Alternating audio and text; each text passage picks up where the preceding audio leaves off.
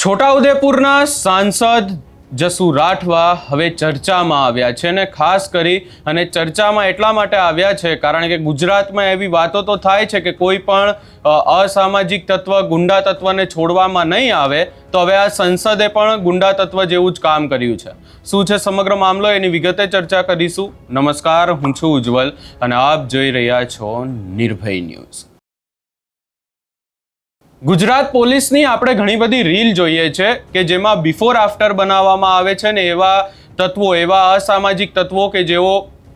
બંદૂક બતાવે છે, જાહેરમાં હથિયારો બતાવતા હોય છે, એમની સામે પોલીસ કાર્યવાહી કરે છે ને પછી એ અસામાજિક તત્વો એ લોકો આપણને બીજી રીલમાં એટલે કે આફ્ટરમાં માફી માંગતા જોવા મળે છે। અહીંયા છોટાઉદેપુરમાં જીત બાદ ભાજપ દ્વારા જે વિજય ઉત્સવ મનાવવામાં આવ્યો હતો એ ઉત્સવ અને રેલીમાં સાંસદ જસુ રાઠવા બંદૂક સાથે જોવા મળ્યા અને જાહેરમાં બંદૂકો ઉછાળતા પણ જોવા મળ્યા। ત્યારબાદ આ વિડીયો વાયરલ થયો અને હવે આખી બાબતને લઈને અનેક ચર્ચાઓ થઈ રહી છે। ત્યારે આ તમામ ચર્ચાઓની વચ્ચે આમ આદમી પાર્ટીના નેતાઓ પોલીસ સ્ટેશન પહોંચ્યા હતા અને ત્યાં શું કહેવામાં આવ્યું છે એ પણ સાંભળી લઈએ।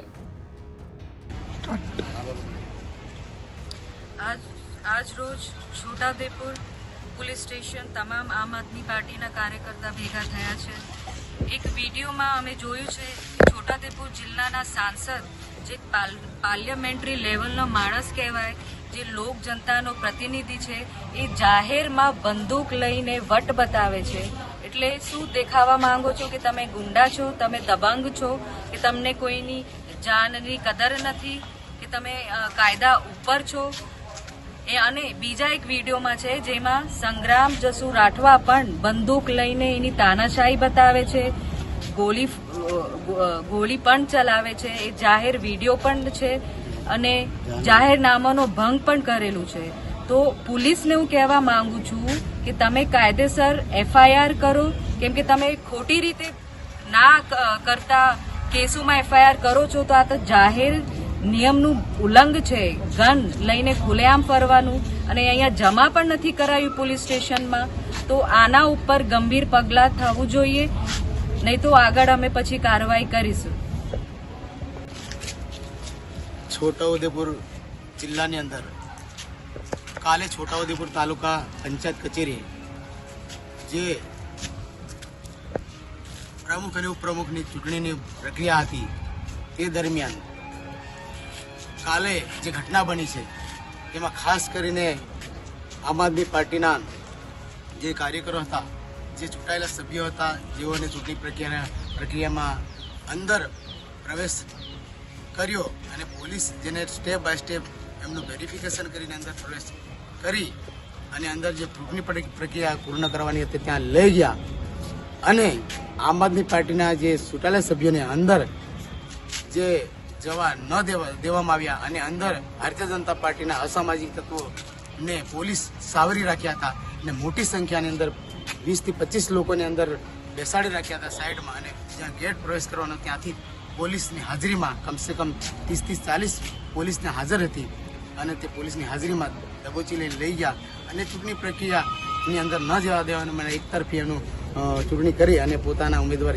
એને જાહેર કર્યા હતા। એ દરમિયાન એ જે ઘટના બની છે અમે ત્યાં મોટી સંખ્યાની અંદર બહિષ્કાર કર્યો ચૂંટણીનો, બધા કાર્યકર્તા ભેગા થયા અને આ જે ઘટના બની એની ઘટનાની અંદર જે ચુસ્તપણે જે અમલવારી કરવાની હતી ચૂંટણી અધિકારી નહીં કરી અને બેદરકારી રાખી અને અમારા માણસોને જે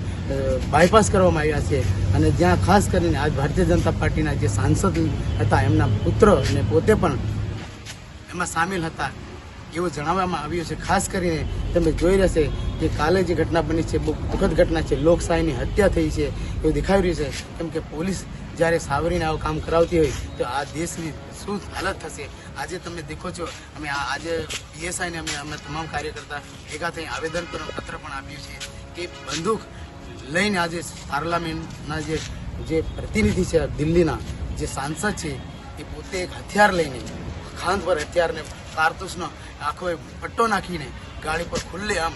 દબંગ જેમ બતાવી પોતાની જાતને બતાવી રહી છે, પ્રજાને સમાજને શું પ્રેરણા કરવા અને માર્ગદર્શન શું આપવા માંગે છે, અહીંયા ઘર્ષણ ઊભું કરવા માંગે છે કે શું કરવા માંગે કે લોકોને મારવા માંગે છે, એ રીતનું કૃત્ય બતાવ્યું છે। એક તરફ તો સાંસદ છે પોતે આજે પ્રજાના હિતમાં કામ કરવાનું હોય છે, પ્રજાની સેવા કરવાની હોય છે, એના બદલે આજે આ નાની નાની વસ્તુની અંદર આજે તમે આ દેશના તમને જવાબદારી મળી છે, આ નાની નાની વસ્તુમાં આજે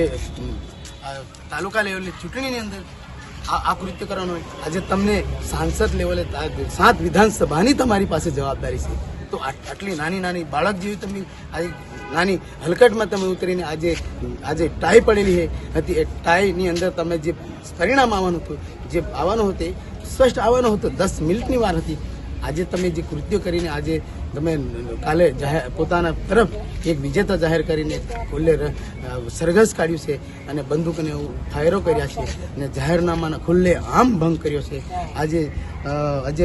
ચૂંટણીની અંદર જે જાહેરનામું પાડ્યું હતું, આચારસંહિતાનો ખુલ્લે ભંગ કર્યો છે, એને જવાબદાર કોણ? આજે ગૃહમંત્રી રાજ્યના મોટી વાતો કરતા હોય છે, ભાનમાં રહેશો તો શાનમાં રહેશો, એ મોટી વાતો કરતા હોય, અમારે ચુસ્તપણીની સરકારની વાતો કરતા હોય. આવા જ્યારે ગુજરાતની અંદર આવા વિસ્તારોની અંદર આવા ઘટના બનતી હતી, તો આને જવાબદાર કોણ? જેથી અમે આમ આદમી પાર્ટીના સમગ્ર વિસ્તારના માણસો ભેગા થઈ આવનાર સમય માટે આની કાર્યવાહી સક્ષમ નહીં થઈ તો અમે સમગ્ર લોકો ભેગા થઈ રોડથી સદન સુધી લઈને અમે વિરોધ કરવા માટે અમારી તૈયારી છે. અહીંયા તમે આમ આદમી પાર્ટીના નેતાઓને પણ સાંભળ્યા અને માત્ર આમ આદમી પાર્ટી નહીં પરંતુ કોંગ્રેસના નેતા અર્જુન રાઠવા પણ આખી બાબતે મેદાને આવ્યા છે અને જસુ રાઠવાની સામે કાર્યવાહી થાય એવી માંગ કરવામાં આવી રહી છે. હવે જોવાનું રહેશે કે આખી બાબતમાં કોઈ કાર્યવાહી થાય છે કે નહીં, કારણ કે સાંસદ છે એટલે સ્વાભાવિક છે કે સાંસદની સામે કાર્યવાહી કરતાં પહેલાં તો પોલીસને પણ વિચારવું પડશે અને હવે જોવાનું રહેશે કે આખી બાબતમાં શું બિફોર આફ્ટરની રીલ બને છે કે નહીં. આ સમગ્ર બાબતે તમારો શું અભિપ્રાય છે અને ખાસ કરીને જસુ રાઠવાની સામે કાર્યવાહી થશે કે નહીં, તમને શું લાગે છે અમને કમેન્ટ કરી જરૂર જણાવશો ને અમારી ચેનલ નિર્ભય ન્યૂઝને લાઇક, શેર, સબસ્ક્રાઇબ કરવાનું ભૂલશો નહીં.